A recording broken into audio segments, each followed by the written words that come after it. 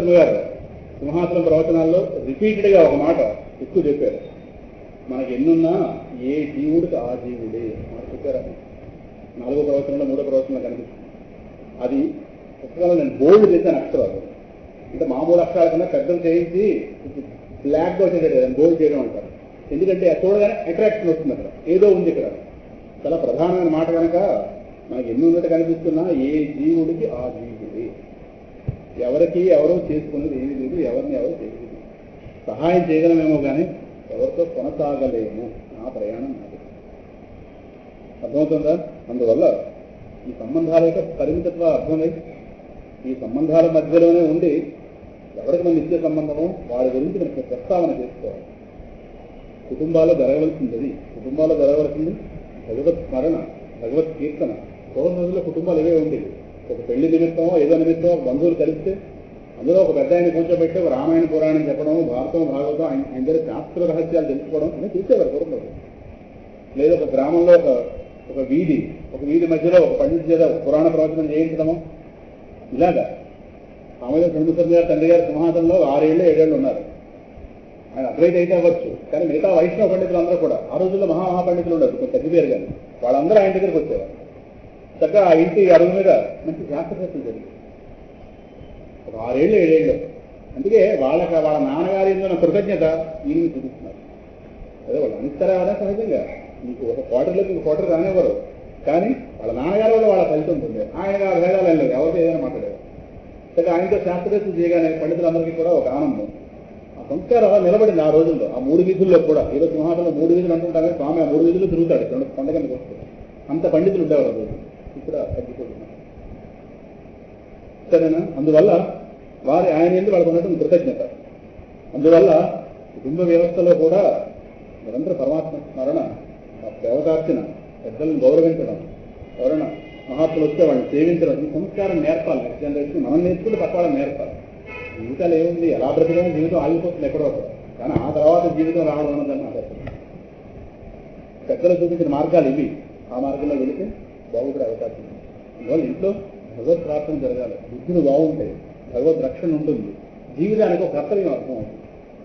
అందువల్ల దీనుడు అంటే తనకెవరూ లేనివాడు విషయం అర్థమైంది. వాడు దీనుడు, తనను తాను రక్షించుకునే స్థితిలో లేనివాడు. ఈ విషయం గజేంద్రుడికి అర్థమైంది కనుక నేను పరమాత్మ అయితే శరణాగతి భావం బయట. లేదా చుట్టుపక్కల చూసి ఎవరు రక్షిస్తారని తన బలం రక్షించలేదా లావక్కింతయు లేదు, ధైర్యము విలోలం లేదు. ఇవన్నీ కొత్త గారు పద్యాలు. అందువల్ల దీనం విలోకయ విభో.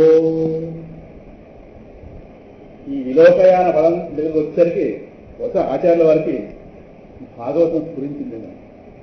ఏమయ్యా నాకు అలా విలోకయ నాకు అలా విశేషంగా, విలోకయ అంటే విశేషమైన లోకయ, విశేషంగా నా వైపు చూడు. మనం మామూలుగా చూసింది వేరు, ప్రేమ కళ్ళల్లో తెచ్చుకుని చూసింది వేరు. మామూలు చూపు అందరినీ చూస్తాం, ప్రేమకు అందరినీ చూడలేం. కొంతమందికే పరిమితం, మన ప్రేమ కొంతమంది పరిమితం. అలాగా నువ్వు మామూలు చూపు చూస్తే రామలేదు. ఇక్కడ ఏం చూడాలి? విశేషమైన లోకయ, విశేషంగా నా వైపు చూడు. అబ్బాయి నాకు అలా అలవాట్లేదా అంటావా? స్వపాదమూలే పతితం సమర్థకం విలోక్య దేవ కృపయా పరిష్కృతః ఉత్థాప్య తత్తీర్ణి అదధాకరాంబుజం కాలాహి విత్రస్తధియాం కృతాభయం. పిల్లని చూసావుగా, చూడగా. అందుకే ఆ పిల్లాడి మాట మూడలేదు. నాకు అలవాట్లేదు అలా చూడటం. ఎన్ని చోట్ల చూసుకోలేదా? విలోక్య స్పష్టంగా ఉంది ఆ శ్లోకంలో. ఆచార్యుల వరకు అది గుర్తొచ్చింది. నీకు అలవాటు లేని పని ఏం కాదు బాబు, కొత్తగా నా కోసం ఏం చేయక్కర్లేదు. ఆ పిల్లవాడిని చూసి చూపు నమ్ముతుంది. స్వపాదమూల పిల్లవాడు వేసిన అడుగులో వ్యాసుల వారు చూపిస్తారండి మూలంలో. స్వపాదమూలే పతితం సమర్థకం. ఒక్కసారి మనమందరం సంసారజాలంలో పడున్నాం. ఆయన గారు స్వామి పాదాల దగ్గర పడాడతారు. స్వపాద అంటే పరమాత్మ యొక్క కోణంలోంచి తన కాళ్ళ దగ్గర పడిన ఆ అర్భకుణ్ణి పిల్లవాడిని. అర్భకుడా మహాత్మ అంటే పిల్లవాళ్ళని అందిస్తాడు కాబట్టి స్వపాదమూలే పతితం సమర్థకం విలోక్య. ఒక్కసారి నృసింహస్వామి కళ్ళకి కళ్ళు పెట్టుకోండి ఎలా ఉంటుంది. ఆ సింహం ఒక్కసారి కళ్ళు చిన్నవి చేసి చూసింది. అదే శ్వేతసింహం, ఆనందసింహం, క్రూరసింహం, వాళ్ళకి అది వీళ్ళకి. ఆ సింహం ఒక్కసారి ఏమిట్రా ఇంతమంది వీరాధి వీరులు దాంకున్నారని అడిగి రాలేక ఎవడో సభామండలం మనిషి అనిపించట్లేదు. సమారంలో దాముకున్నట్టు ఎంతమంది ఎదుర్కొని ఉండి మింగేస్తాడు. దేవతల దగ్గరికి వెళ్ళి స్తోత్రం చేద్దామంటే స్తోత్రం పాడాలని చచ్చిపోదామని చెప్పి పక్కన దాముకున్నారు ఎంతమంది. అలా చచ్చిపోవడమే సేవాలని ఒక్కడు చూస్తున్నాడు. అటు ఇటు ఇటు ఉగ్రత తగ్గడం లేదు. బ్రహ్మగారు సమమం నిలబడి ఎలా భగవంతురా ఈయన రాత్రి మళ్ళీ టెంపరేచర్ డౌన్ చేయాలి. ప్రహ్లాదం ప్రేషయామాస బ్రహ్మావస్థితమంతికే పాత ప్రసమయోపే స్వపిత్రే కుచితం ప్రభు. నీ తండ్రి విషయంలో కోపం చెందున్నాడు ఆయన, కొంచెం తగ్గించు. స్వపిత్రే కుచితం ప్రభుం తథేతి అలాగే తాతగారు, తథాపి అలాగే తాతగారు, తథేతి శనకైకి రాజన్. మెల్లగా వెళ్తున్నాడయ్యా.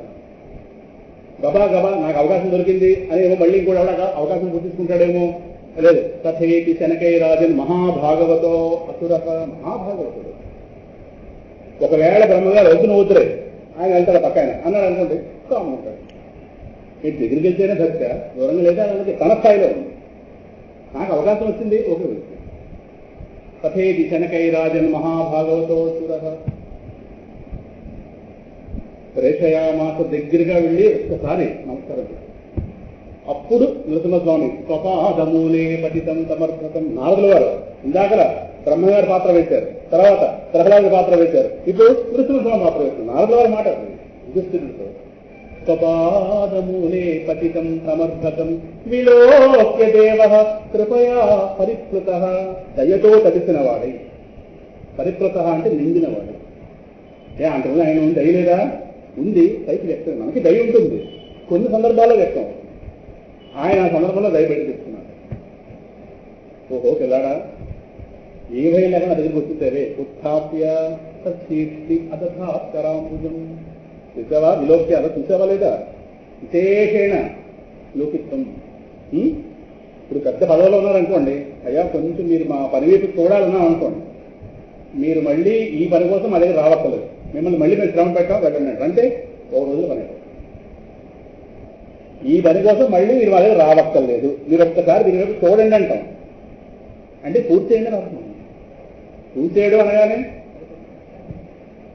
ఎవరి చెయ్యి మీద పడితే ఇంకా సంసారం అనేది నాశనం అయిపోతుందో కరాంబుజం చేపడుతుంది.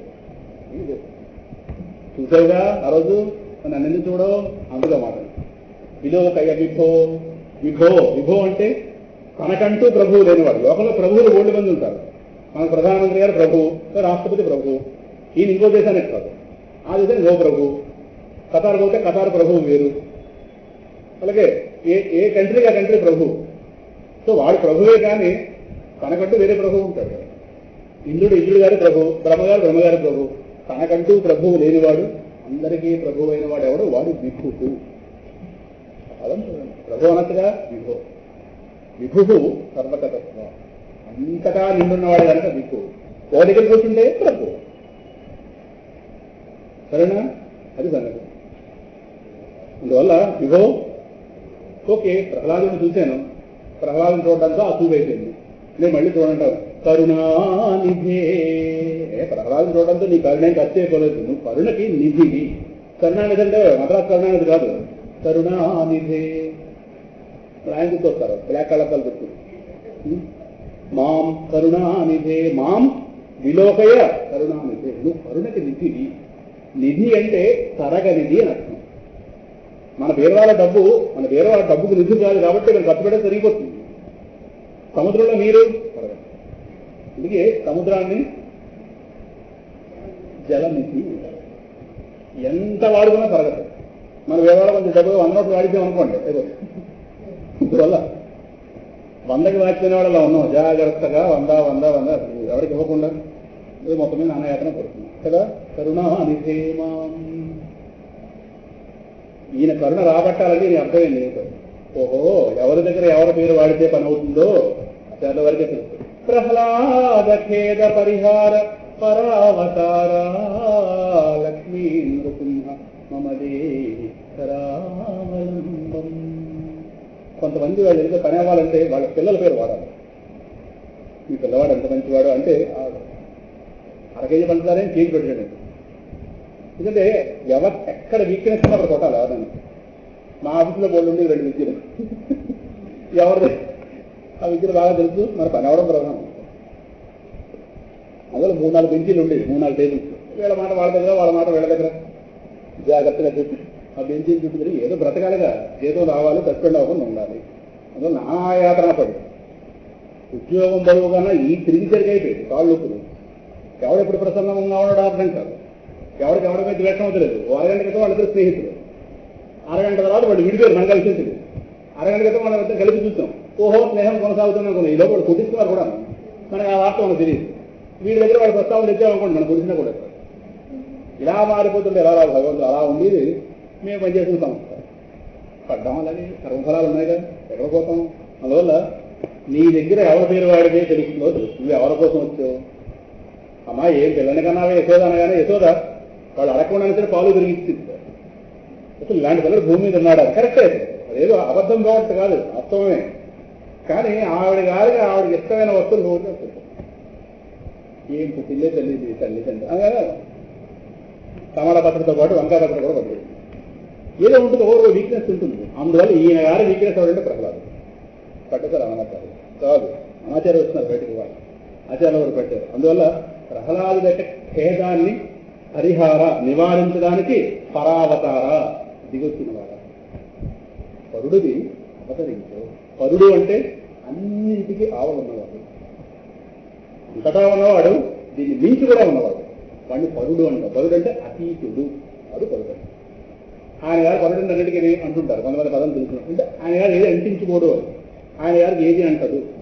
ఇంట్లో ఇంత గొడవ అవుతుంది అనుకోండి, ఆయన గారు ఒక నిశ్చలంగా ఉన్నారన్న ఆయన అతీతుడే అంటుంటారు. అంత వేరే చెల్లించడు ఆయన. అరగంట పోతే వీళ్ళో ఊరుకుంటారు. అంత ప్రజానికి మరీ కృతిమించాలని కలుసుకుంటాడు, లేదంటే ఆయన పనులు ఆయన ఉంటాడు. ఏం బెల్లకొద్దు రాయిలా ఉంటారు, తవ్వుతుంటే కల్పించుకోరా అని ఇవిడ మాట ఉంటుంది. కానీ కదలదు, ఆయన గారు కదలదు. అలాగా అతీతుడు అని ఒక పదం అంటుంటాం. అతీతుడు అంటే అక్కడ అది పరావతార, పరుడివి అతీతుడివి అవతార అవతరిస్తాడు. ఎవరి కోసం? ప్రహ్లాదుడికి ఖేదం. రండి, ఇక్కడ ప్రధానమైన విషయం పట్టుకోవాలి. ప్రహ్లాదు ఖేదం ఏంటి? చాలా మంది ప్రహ్లాదుని అర్థం చేసుకోవడంలో ఫెయిల్ అవుతున్నాం అన్నమాట. ఇది ఖేదము అంటే భరించలేని దుఃఖము. దుఃఖం వేరు, ఖేదం వేరు. దుఃఖం అంటే మనం భరించగలము, ఖేదం అంటే భరించలేని స్థితి. ప్రహ్లాదుడి యొక్క భరించలేని ఆ దుఃఖాన్ని నువ్వు తొలగించేవు, దాన్ని నివారించడానికి పరిహారం అంటే నివారించడానికి దిగొచ్చేవు కదా. అక్కడ ప్రహ్లాదు దుఃఖం ఏంటి? చాలామంది సింహాసనం ప్రధానార్చకులు కూడా సైతం ప్రహ్లాదుని సముద్రంలో వేయబోతే ఆ ప్రహ్లాదుని రక్షించకపోతే స్వామి దిగొచ్చాడంటారు ఆయన. అంటే సముద్రంలో మునిగిపోతున్నటువంటి ఆ దేహాన్ని రక్షించడానికి ప్రహ్లాదుడు తన దేహాన్ని రక్షింపజేసుకునేందుకు స్వామిని పిలిచాడు అని. అంటే ప్రహ్లాదుని బహుశా ఆయన 0% కూడా అర్థం చేసుకోలేదు ప్రధానార్చకుడైతే అవస్థ. త్రాహీతి వ్యాహరంతం త్రిదశరిపుతం త్రాతు కామో రహస్య శ్లోకం అది. త్రాహి రక్షించు అన్నాడు ప్రహ్లాదు. త్రాహీతి వ్యాహరంతం అరుస్తున్నట్ట. త్రిదశరిపు సుతం దేవతలకి శత్రువైనటువంటి హిరణ్యకశిపుడు యొక్క పుత్రుడు అయినటువంటి వాడు. త్రాతు కామో రహస్యేన రక్షించడయా బాబు అని చెప్పి అరుస్తున్నాడు. ఎవరిని రక్షించమని? దేహాన్ని. అసలు ప్రహ్లాదు దేహమే లక్ష్యం ఉందా? అసలు ప్రహ్లాదు దేహాన్ని పరిమితుడా? ఆయన అలా భావిస్తాడు, ఆయన అలాగే చెప్తాడు. పూజ ప్రారంభం నాకు బాధ వస్తుంది. అలాగే ఇది ఎప్పుడు చెప్పాలంటే పెద్దవాళ్ళు చెప్పలేదు. దేహాన్ని రక్షింపజేసుకోవడే స్థాయి ప్రహ్లాదు రా, ఆ స్థాయి వస్తుందా? ప్రహ్లాదు మనం ఏం అర్థం చేస్తున్నాం? సముద్రము అందులోనే పడవే పడ్డానో అది నాకు భయం ఏమైనా ఉందా? అసలు భయం తెలుసా పిల్లవాడు? భాగవతం పూర్తి చదివేమా? నిర్భీకుంటూ ప్రశస్త భాగవతుడు. అసలు భయమే లేదు వీడికి. భయం లేదని ప్రపంచంలో చూసాను ఎక్కడైనా. అసలు క్షేమ చూస్తే భయం, దోమ చూస్తే భయం. ఆరోలో వారు ఎవరు ఇంద్రుడితో చెప్పిన మాట ఏంటి? ఆ పిల్లవాడిని చంపేస్తావా? కలిగర్భంగా ఉన్నాడు, ఈయన గారు తపస్సులో ఉన్నాడు. ఆయన గారు వచ్చే సంగతి తర్వాత చూద్దాం. ముందు ఈయన గారు పుట్టి పుట్టగానే చంపేస్తే చిత్రశేషం ఉండదు కదా, వాటి సంగతి తర్వాత చూడొచ్చు. ఎవరిని చంపుతో గర్భంలో ఉన్నామంటే ఎవరిని చూస్తున్నావు? చంపేస్తే చంపబడతాడు అనుకున్నావా? నిర్భీకుంటాడు, భయమే లేదు. అంటే నీ వజ్రాయుధం చూసి పారిపోతాడు అనుకున్నావా? నిర్భీకుండు ప్రశస్త భాగవతుడు. అటువంటి భక్తుడు భూమి మీద మళ్ళీ వస్తాడు ఎక్కడ? ప్రశస్త భాగవతులేమో వాడి భగవంతుడు వాడికి ఆధారంగా ఉన్నాడు. నిరక్షింపుతో నిర్భయుడు, వాడి శత్రుత్వమే లేదు. నువ్వు వాడిని శత్రువు అనుకున్నావు కానీ వాడిని శత్రువు అనుకునే స్థితిలో లేదు. నిర్భయుడు జన్మాంతరావిర్భూత అచ్యుత పాదశక్తి మహిమావిస్తుంది. ఎన్ని జన్మల్లోంచో అలాగా భక్తి చేస్తే చేస్తే చేస్తే భక్తి గడ్డగట్టి విష్ణు భక్తి మొత్తం ఒక రూపం ధరిస్తే వచ్చాడు రా పిల్లవాడు. వాడిని నువ్వు చంపడం సంగతి పక్కన పెట్టావు, ఒంటి మీద ఒక రోమం కూడా రాల్చలేవు నీ వజ్రాజు. ఎవరనుకుంటున్నావు? ఓ పని చేయి, నువ్వు ఈ మాట అందరం తప్పు చేసావు కదా, ఆ గర్భం ధరించింది కదా తల్లి, ఆవిడ 3 ప్రదక్షిణలు చేసి ఆవిడ గౌరవంగా నాకు అప్పచెప్పి వెళ్ళేది. లేదా నువ్వు క్షమింప దేవుడు చేస్తావు. అదే తప్పు అయిందని లెంపలు వేసుకుని ఇంద్రుడు ఆ కయాధు తల్లి ఆవిడ ప్రదక్షిణ చేసి గర్భంలో ప్రహ్లాదులు ఉన్నారు. తల్లి ఏమనుకోకు, ఓ నారదుల వారి యొక్క సమక్షంలో ఉండని చెప్పాడు. కానీ అప్పుడు ఆవిడ ఆశ్రమంలో ఉంచబడి అక్కడ రక్షింపబడింది నారదుల వారు. అప్పుడు నారదుల వారు బోధించారు. ఇది జరిగిన కథ. ఏమని చంపుతావు? అప్పుడు భయం ఉందా? ఎందుకు భయం లేదు చెప్పండి. భయం లేదు. భయం ఎప్పుడు వస్తుంది? రెండవ వస్తువు ఉంటే భయం వస్తుంది. ద్వితీయాత్ వై భయం భవతి. బృహదారణ్యోపనిషత్తు. నీకన్నా రెండవ వస్తువు వచ్చిందా వేరుగా, దాని వల్ల నీకు భయం ఉంటుంది. సేమ అవ్వచ్చు, ఏరుగా అవ్వచ్చు, దోమ అవ్వచ్చు. మనందరికీ గాఢనిద్రలో భయం ఎందుకు లేదు? రెండవ వస్తువు లేదు. నిద్రలో ఎవరైనా భయం ఉందా? నిద్ర పట్టదేమని భయం ఉంది. ఓసారి నిద్ర పడేస్తే నిద్రలో దుఃఖము లేదు, భయము లేదు, ద్వైతం లేదు. అక్కడ ఉన్నది ఒకటే వస్తువు. ఆ ఉన్న వస్తువుగా నేను ఉన్నాను. మెలకులో వచ్చేందుకు దేహం పరిమితం అయిపోతున్నాను. దేహానికి ద్వైతం ఉంది. దేహం కన్నా వేరుగా మైట్ ఉంది, దేహం కన్నా వేరుగా ఫోటో ఉంది, దేహాన్ని వేరుగా ఇంకో దేహాలు ఉన్నాయి. వాడు తగ్గుతాడేమో, వీడు పొడుస్తాడేమో, వీడి వల్ల ఏమవుతుందో. ఈ పిల్లవాడు మెలకులో, మనం నిద్రలో ఎలా ఉంటామో పిల్లవాడు మెలకులో ఎలా ఉంటున్నాడు. ఈ భయం ఎక్కడ ఉంది? ఇది విష్ణువు తప్పించి విశ్వం కనిపించడం లేదు. విశ్వం అంటే ద్వైతంతో కూడున్నది. ఇప్పుడు మనకు కనిపిస్తుంది. ఆయన కాదు, విష్ణువే కాదు. అటువంటి వాడు సముద్రంలో వెళ్తే మన భాష్యం చెప్తున్నాం, ఆయన కాదు సముద్రంలో వెళ్తే మన కళ్ళతో చూస్తుంది. ఆయనకో విష్ణువులోనే పడ్డాను. తీసి ఏనుగుల కింద పడవేస్తే విష్ణువు కింద ఉన్నాను. తలతల మీద చూస్తే విష్ణువులోనే ఉన్నాను. నిప్పుల్లో వేస్తే విష్ణువులో ఉన్నాను. రెండో వస్తువు కనిపిస్తే ఏమొస్తామో, నిప్పులు గాలి చేస్తే సముద్రం ముంచేస్తుంది. ఇవన్నీ దేహభాష. ఇదంతా మనం మాట్లాడాడు. ఆయన గారు ఆత్మ. ఎన్ని శిక్షలు వేశారు? పోతన గారు అయితే సుమారు ఒక 26-27 రాశారు. తన్ను నిశాచరులు పొడువ దైత్య కుమారుడు మాటి మాటి. ఎవడైనా వచ్చి పొడుస్తుంటే దేహాన్ని ఎవడైనా హరిస్మరణ చేస్తాడా? కొంతమంది అనుకుంటారా ఆ సమయంలో హరిస్మరణ చేస్తుంటే నన్ను పొడవకండి, నాకు బాధగా ఉందన్న దాంతో హరిస్మరణ చేస్తున్నాడని. అంటే వాడు ప్రహ్లాదుని అర్థం చేసుకోలేదు. అసలు కంటిలో వాడికి ఆ ఫీలింగ్ లేదు ముఖంలో. హిరణ్యకశిపుడు శిక్షించి చివరికి భయపడ్డాడు. లోకాలన్నింటినీ తన చేష్టలతో భయపెట్టిన వాడు పిల్లవాడిలో ఉన్నటువంటి ఈ వైభవం చూసి భయపడ్డాడు. అసలు వీడిని చంపగలనా? వీడేవాడు నాకు దొరికాడు.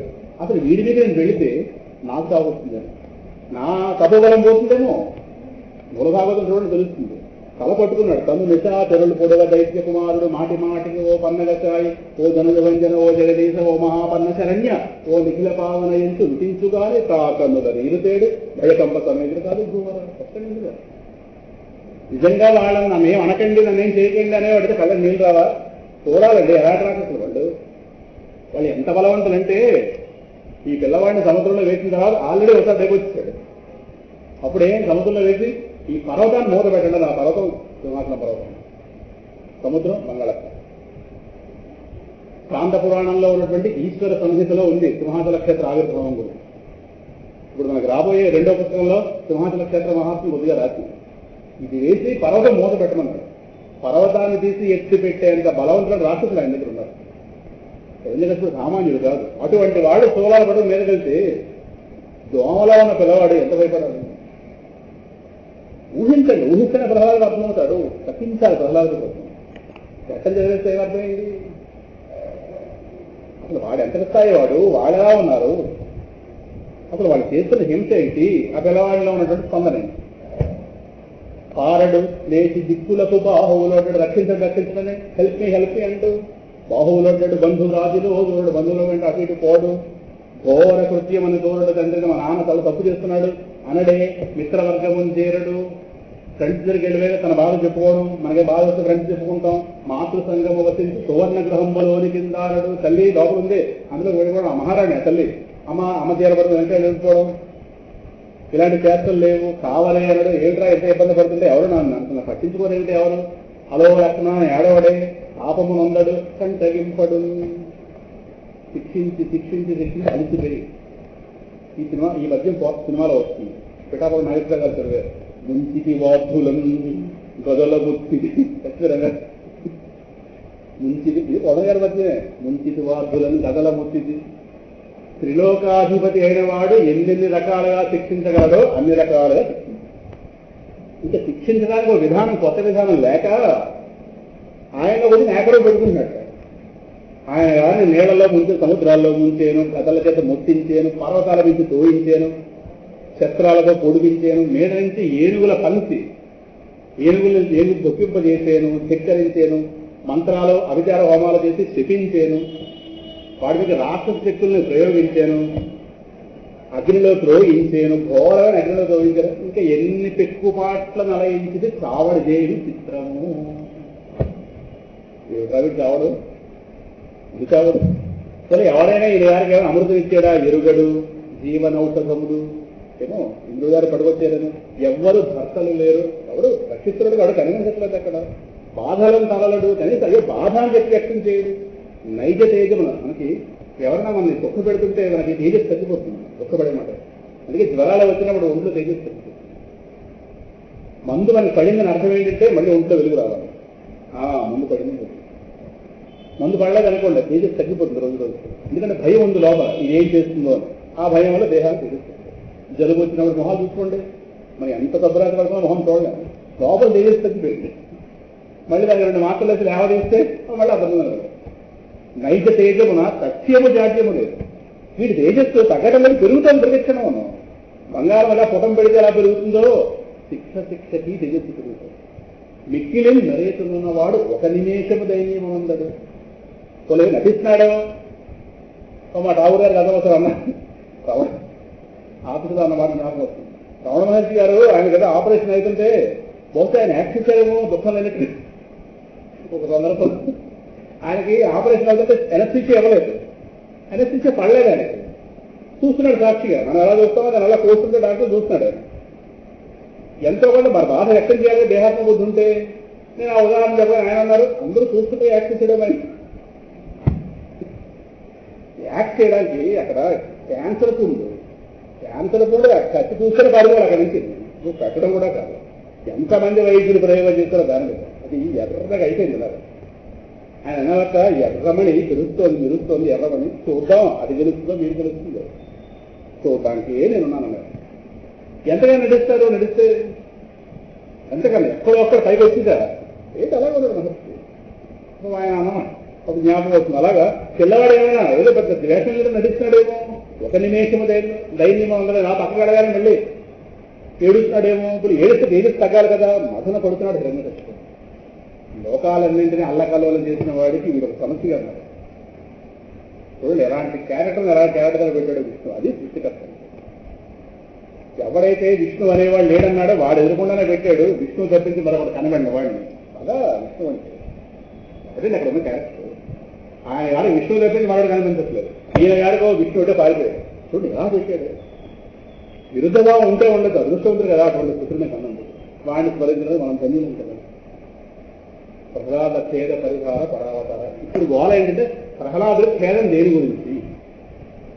నిజంగా ఖేదం కనుక ఈ శిక్షలు వీటి పరంగా అయ్యే మాట అయితే ఇవన్నీ భౌతిక రక్షణలు. ఇవన్నీ భౌతిక ఆపదలు, భౌతిక రక్షణ. భౌతిక రక్షణ ఇవ్వమన్నా ప్రహ్లాదు అడిగింది. చాలా మందిలాగా భ్రాంతి పడుతున్నాం కదా. ఇది ఇన్ని శిక్షలు వేశారు కనుక అసలు పోతన గారు అయితే చాలా పెద్ద 4 పద్యాలు. ఒక మాట దిక్కుంభియోధంబు దిప్పించి దింభకు నిద్రొక్కింప పంపు, ఒక మాట విష ధీర భీకరోరగ శ్రేణుల కడుబడి అర్భకు కరవ పంపు, ఒక మాట హేతి సంఘోగ్రానములోన ఇసరి కుమారుని వ్రేయ పంపు, ఒక మాట కూలం కషోల్లోల జలదులు ముత్తించి శాపకు ముంప పంపు, విషము పెట్ట పంపు, విదళింతగా పంపు, దొడ్డ కొండ జరుల ద్రోయ పంపు, పట్టి కట్ట పంపు, బాధింపగా పంపు, బాలు గిరిసి ధనుజ బాలుడ శివ, ఒకవేళ అభిచార హోమంపు చేయించు. అభిచార హోమాలు చేసి రాక్షస శక్తిని సృష్టించి ఈ విష్ణు పురాణంలో ఉంది. ఆ పిల్లవాడిని పంపించారు. దాని పేరు కృత్య. అది పిల్లవాడిని సంహరించాలి. పిల్లవాడు భయం లేదుగా. పిల్లవాడు హృదయం మీద ఎందుకు కొట్టింది? హృదయంలో ఎవడున్నాడు? విష్ణువు. అదేం చేయగలదు? వెనక్కి వస్తుంది. దానివల్ల లక్షణం ఏంటంటే ఎప్పుడైతే టార్గెట్ నది మీట్ అవ్వలేకపోయిందో ప్రయోగించిన వాళ్ళకి తిరుగుతుంది. ఎవరు ప్రయోగించారు? గురుపుత్రులకు తిరిగింది. ఆ గురుపుత్రులు పరిగెట్టారు, ఎవరు రక్షిస్తారు? పిల్లవాడు పాదాలను పడ్డాడు. పిల్లవాడు అక్కడ తన విష్ణుభక్తికి పణంగా పెట్టుకున్నాడు. నేను వాళ్ళ యందు ద్వేషభావంతో లేని మాట సత్యమైతే, వాళ్ళ యందు ఏ ఒకంది కూడా నేను కోపం పొందని మాట సత్యమైతే, ఆ వచ్చిన దానికి నేను భయం పొందని మాట సత్యమైతే, ఓ కృత్య వాళ్ళు విడిచిపెట్టారు. నాకున్న విష్ణుభక్తి సత్యమైతే ఇది అనిపించారు. లక్ష్మణుడు రాముడి యొక్క శీలాన్ని పణంగా పెట్టుకున్నాడు. ధర్మాత్మ సత్యసంధస్య రామో దాశరథి పౌరుషేచ ప్రతిద్వంద్వ శరైనం జహి రావణిం. ఇంద్రజిత్తుని చంపడానికి లక్ష్మణుడు తరం కాలేదు. అయిపోయింది, ఇంక లక్ష్మణుడు ఓపిక అయిపోతుంది. అలా శక్తిమంతుడు ఇంద్రజిత్తు. రావణాసుడే వాడు శక్తిమంతుడు. ఆర్డర్ బట్టి వీడు కొడుకరగా ముందు వచ్చాడు, కానీ అసలు లెక్క ప్రకారం వాడు ముందు రావాలి. కానీ తండ్రి గారు చక్రవర్తి గారు వెనకాల ఉంటే ముందు వచ్చాడు. చాలా కష్టమైంది. ఇంద్రజిత్తుతో యుద్ధం చాలా ఎక్కువ శ్లోకాలు తీసుకున్నారు వాళ్ళు. సామాన్యుడే మహానుభావుడే ఉన్నారు. అటువంటి వాడిని చంపడానికి ధనుర్వేదంలో బాణమే లేదు, అస్త్రమే లేదు, చిత్రమే లేదు. ధనుర్వేదంలో లేని శస్త్రాన్ని ప్రయోగించాడు. ధనుర్వేదంలో లేని శస్త్రం ఎవరు? రాముడి యొక్క శీలాన్ని. ఆ శస్త్రానికి అంటే ఇక అస్త్రము, శస్త్రం అంటే ఒక భౌతికమైనటువంటి ఒక బాణం, ఏదో కనిపించే వస్తువు. అస్త్రం అంటే మంత్రపూరితంగా ఉంటాయి. చూడండి, సినిమాల్లో ఇలా పెట్టి ఇలా అనుకునే మంత్రం చదువు, దాన్ని అస్త్రము అంటారు. శస్త్రం అంటే మామూలు పెట్టేది. ధనుర్వేదంలో లేని అస్త్రం అంటే అన్ని మంత్రాలు బ్రహ్మాస్త్రం అన్ని మింగేస్తాడు మహానుభావుడు. ఏం లేదు. చివరికి రాముడి శీలాన్ని దానికి అభిమంత్రించి రాముడు పరమ పవిత్రుడడానికి ఈ సరిపోదాకి లోకం ఇది రామాయణం. ఇంకా ఏంటి రాముడికి సందేహాలు? దుర్మార్గులు ఉంటుంటారు లోకంలో, ఇది నడుస్తుంటుంది. అందువల్ల ఇన్ని రకాల శిక్షలు వేసిన తర్వాత కూడా ఆ పిల్లవాడిని ఏమీ చేయలేక ఈయన గారు తలపట్టు కూర్చున్నాడు. ఇప్పుడు పిల్లవాడి ఖేదం దేనికోసం? ఈ 11 శ్లోకాలు ఉన్నాయే, సంసార సంసార సంసార సంసార సంసార 11 శ్లోకాల్లో చెప్పబడిన మొత్తం అన్ని ఉదాహరణ యొక్క మొత్తం సారాంశం నేను చెప్తున్న మాట అదే. సంసారం వల్ల కలుగుతున్న దుఃఖం ఏదైతే ఉందో, ఆత్మనైన నాకు సంసారం వల్ల కలుగుతున్న దుఃఖం 11 శ్లోకాల్లో మొత్తం చెప్పండి. అన్ని ఉదాహరణలో ఉన్నటువంటి అన్ని రకాల దుఃఖాలు ఏకకాలంలో ఒకే వ్యక్తికి కలిగితే ఎంతటి దుఃఖమో దానికి ఖేదము అంటారు. పిల్లవాడికి ఖేదం దేహాన్ని రక్షింపజేసుకోవడం కాదు, తనని సంసారం బయటకు అది వాడి ఖేదం. అర్థమైందా? తనని ఈ సంసారానికి ఉద్ధరించమనే కానీ, తనంటే ఆత్మనైన తనను ఈ సంసార వ్యవస్థను ఉద్ధరించమనే ఆ సంసార రూపమైన ఖేదమే పిల్లవాడి యొక్క ఖేదం. కానీ పిల్లవాడి భౌతిక రక్షణ ఏదైతే ఉందో, భౌతిక ఆపదలు, ఆ పిల్లవాడి లక్ష్యం కాదు. కానీ